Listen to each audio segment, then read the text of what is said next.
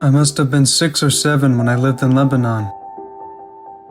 The country was ravaged by war at the time, and murders were common and frequent.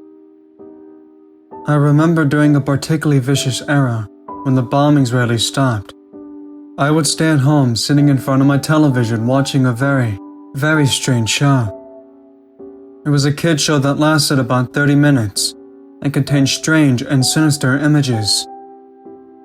To this day, I believe it was a thinly veiled attempt on the part of the media to use scare tactics to keep kids in place, because the moral of every episode revolved around very uptight ideologies.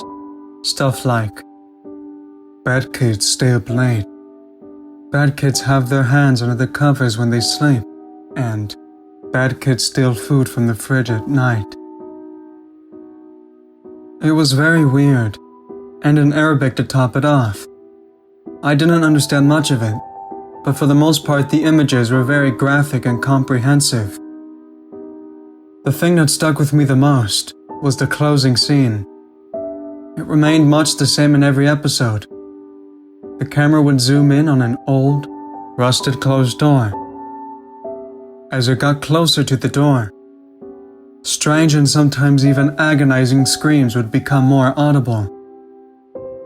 It was extremely frightening, especially for children's programming. Then a text would appear on the screen in Arabic reading, "That's where the bad kids go." Eventually both the image and the sound would fade out, and that would be the end of the episode. About 15 or 16 years later, I became a journalistic photographer. That show had been in my mind all my life, popping up in my thoughts sporadically. Eventually I had enough and decided to do some research. I finally managed to uncover the location of the studio where much of that channel's programming had been recorded. Upon further research and eventually traveling on site, I found out it was now desolate and had been abandoned after the big war ended. I entered the building with my camera. It was burnt out from the inside. Either a fire had broken out, or someone, or something, had wanted to incinerate all of the wooden furniture. After a few hours of cautiously making my way into the studio and snapping pictures, I found an isolated, out-of-the-way room.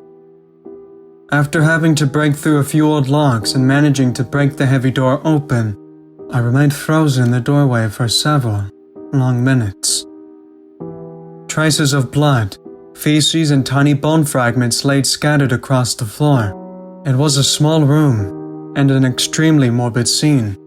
However, what truly frightened me, though it made me turn away and never wanted to come back, was the bolted, caged microphone hanging from the ceiling in the middle of the room.